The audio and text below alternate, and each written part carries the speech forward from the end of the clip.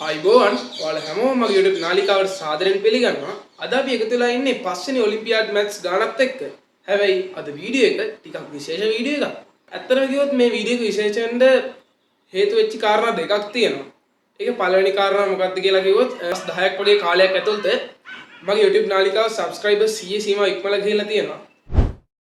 ඉතින් මගේ channel එක subscribe කරපු හැමෝටම වගේම මගේ channel එකේ link එක share කරලා හැම වෙලේම මගෙත් එක්කම හිටපු හැමෝටම මම මේ වෙලාවේ ස්තුතිවන්ත වෙනවා.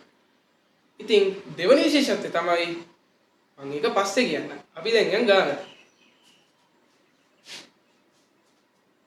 බලන්න මේකේ තියෙන්නේ එක් සංඛ්‍යාවකින් තවත් සංඛ්‍යාවක් අඩු කරලා ඒ එන සංඛ්‍යාවේ වර්ගමූලය හොයන්න.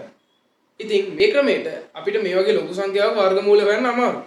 අපි බලමු කොහොමද ලේසි ක්‍රමයකට මේ සංඛ්‍යාවේ වර්ගමූලය හොයාගන්නේ කියලා. මම මුලින්ම මේ 111333 සංඛ්‍යා දෙකකට කඩා ගන්නවා. ඒ කොහොමද? මෙන්න මෙහෙම.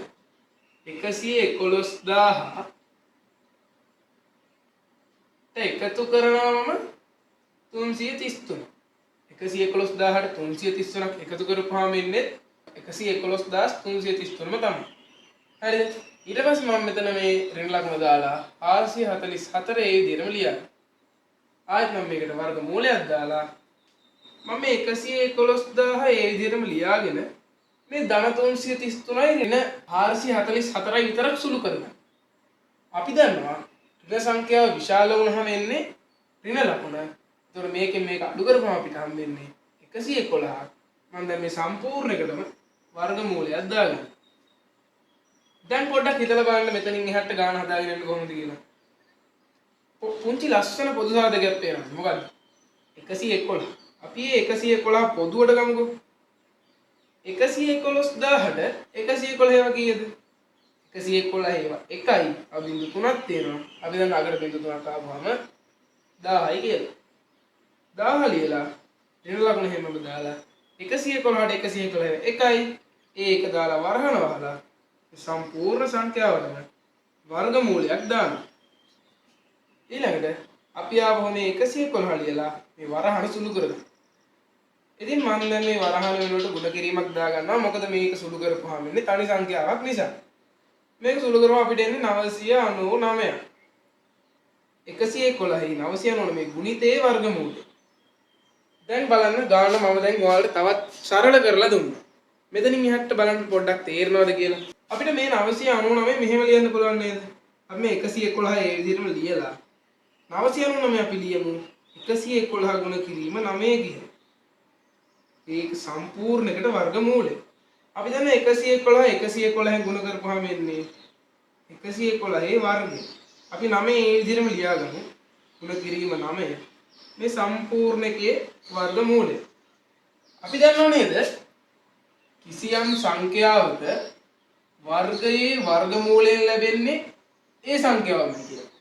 ඒ කියන්නේ මෙහෙම අපි උදාහරණයක් ගත්තොත් අපි ගමු 5. 5 වර්ගයේ වර්ගමූලය කියලා කියනවා කියලා හිතන්නකො. අපි ඉස්සරහ 5 වර්ගය සුළු කරගමු. 5 වර්ගය කියන්නේ 25. 25 වර්ගමූලය කියන්නේ ආපහු 5. එතකොට මෙතෙන් දෙන්නේ මොකද්ද? 111 වර්ගයේ වර්ගමූලය කියපුවාම ආපහු වෙන්නේ 111. 111. ඒතකොට දැන් මේක අර වර්ගමූලයෙන් පිටතට ඇවිල්ලා ඒක සුළු වෙලා තියෙනවා. ආයෙ මේකට වර්ගමූල දාන්නවත් මොකුත් නැහැ. මේක තමයි සංඛ්‍යාව. ඊට පස්සේ 9 වර්ගමූලය කීයද? අපි දන්නවා 9 වර්ගමූලය 3යි. මේකට එන්නේ ගුණ කිරීම 3ක්. අවසාන පිළිතුර 333යි. මේක තමයි අදම මම ඔයාලට කියලා දුන්න ගානේ පිළිතුර. මම ඔයාලට කිව්වනේ අද වීඩියෝ එක ටිකක් විශේෂ වීඩියෝ එකක් කියලා. ඉතින් මම දැන් ඔයාලට අද වීඩියෝ එක විශේෂ වෙන්න එක කරුණක් කිව්වා.